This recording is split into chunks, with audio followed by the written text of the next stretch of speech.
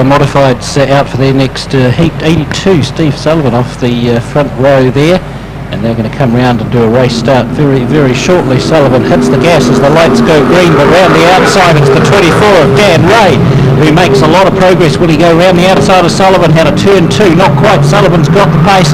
Dan has to back out of it there. Third place goes back to the 32 of Ian White from Greymouth. Then we go back to Evan Nicol in the 13 car, Hayden Corbett in the 22, who's just been passed by the 8 of Hayden Mackay.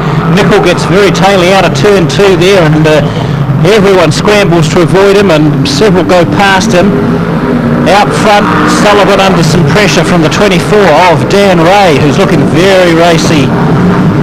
Very racy indeed through 1 and 2. Comes down the back straight, and Sullivan just seems to have the horsepower in a straight line, but Dan Ray seems to be able to close up on him on the turns.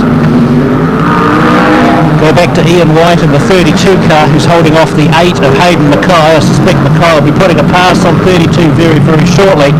But out front, it's the battle between the top 2, which is the intriguing one on the track.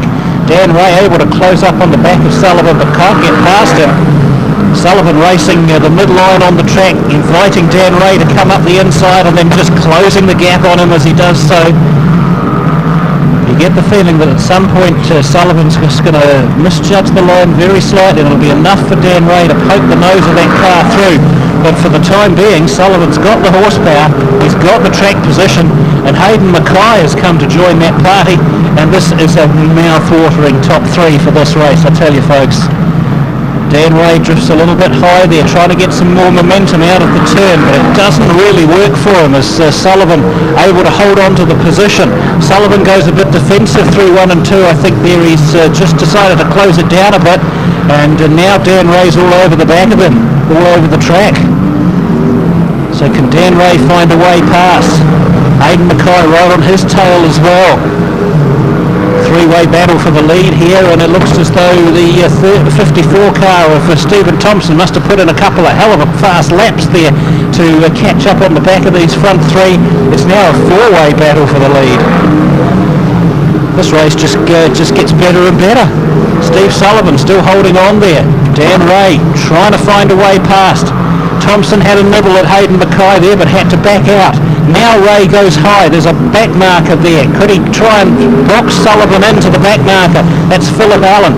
Sullivan has to go off his usual line, and that allows Dan Ray to take that outside pass. Dan Ray set that up about a lap before. Good driving by Dan Ray. He's got the lead of this race. It's the white flag lap. Checkered's about to come out. There's your winner, folks, Dan Ray, the sneaky fox. Hayden Mackay comes through in second place in the 8 car. Steve Sullivan holds on for third, despite the efforts of Steve Thompson to try and take it from him. And there must have been some very, very quick laps in the middle of that race. I'm not going to even comment on the actual ELS results, because you've got to use your eyes to see what it's telling. It's the ELS has had a hemorrhage in the middle of that. There was a 0.8 of a second lap there that Hayden Mackay did. It's just all over the. Yeah, this looks like someone just took all the results and threw them across the table. Hayden Mackay 15.91 there. I wouldn't believe anything of this ELS off that race, to be honest. No, it's got okay. Sinclair, Thompson, White, Corbett, Holland, Ray, Naven, Allen, Nicol, and Mackay as DNFs. Okay. It's just, but it could have done a 15.9. It'd be awesome if he has. Yes. Steve Sinclair is coming on in leaps and bounds in that car. Isn't he? Yep. It's a good package, and he's proving he was a rookie in it last year. He's holding off some good competition there. He's only going to get better and better in that 82 machine.